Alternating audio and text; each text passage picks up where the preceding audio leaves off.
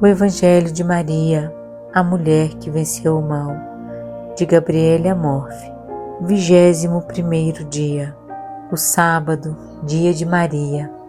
Dir-se-ia que no grande tríduo pascal há como que um vazio, uma pausa de espera e de silêncio entre a crucificação e a ressurreição.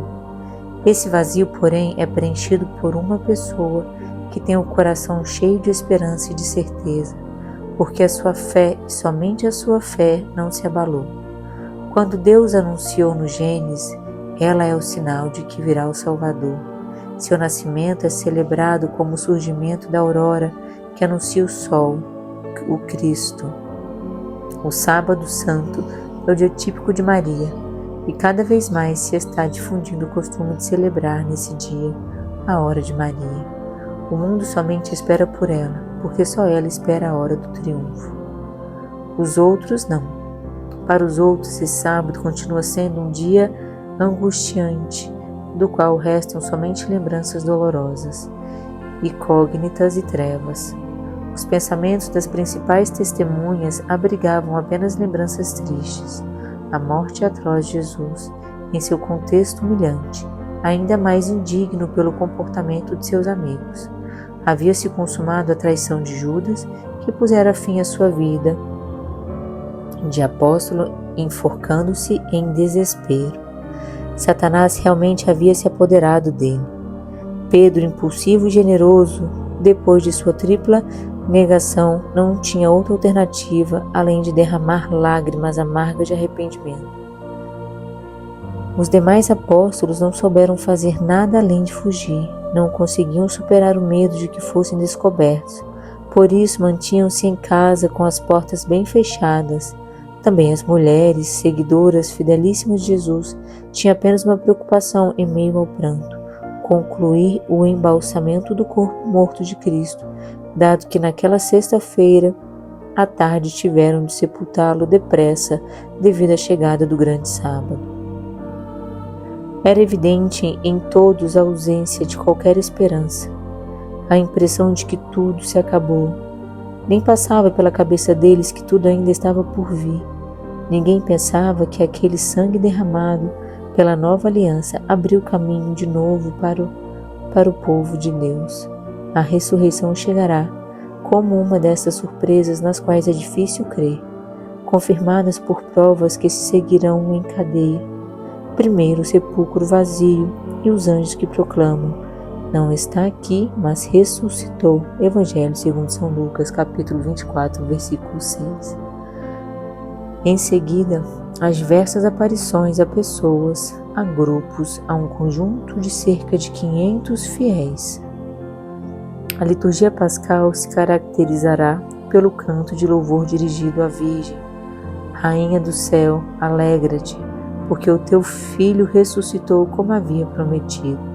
Porém, antes naquele sábado silencioso, a única chama de fé na humanidade que permanece acesa é a chama de Maria. Para ela teria sido uma grande libertação poder morrer com seu filho, mas era preciso iniciar a nova missão de Mãe Nossa, recebida justamente do seu filho em agonia. Também a isso dera o seu fiat. Sua missão começa exatamente nesse sábado, quando oferece a Deus algo precioso do qual ninguém se percebe. Uma fé inquebrantável.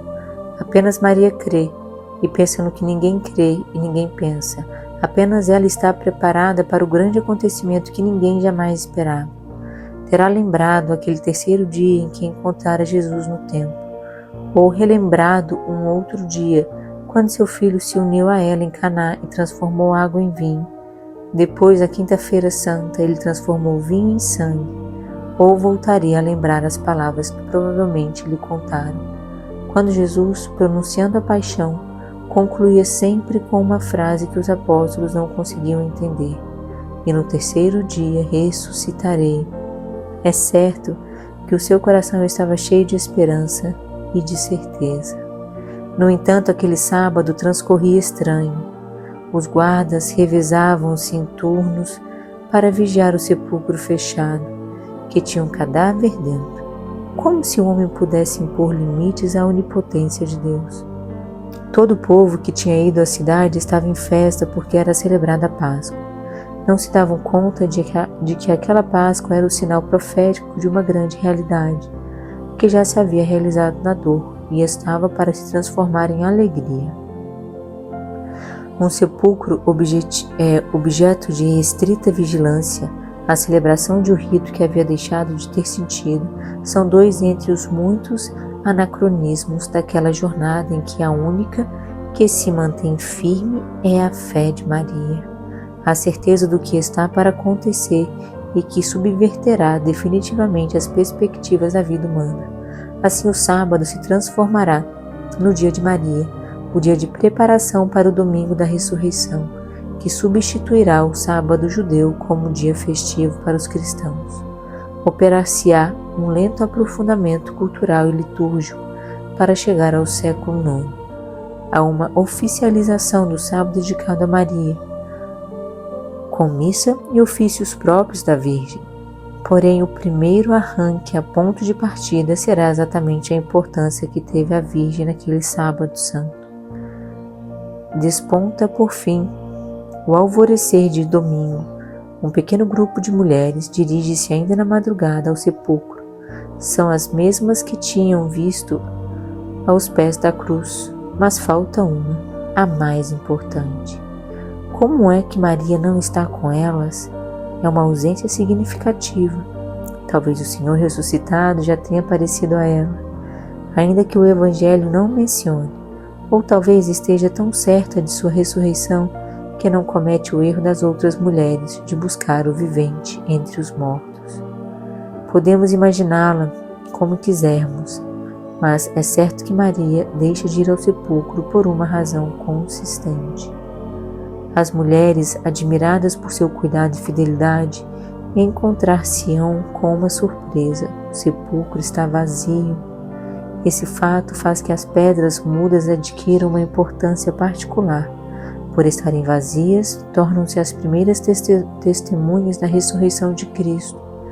Por isso, o Santo Sepulcro se transformará no lugar mais venerado, amado e visitado pelos cristãos. Depois virão as diversas aparições do ressuscitado, que farão os discípulos de Jesus gritarem entre si: Jesus Cristo vive. Ainda hoje, depois de 2000 anos, a tarefa dos cristãos consiste em gritar a todos os homens: Jesus Cristo vive. Essa é a boa nova que os pode salvar.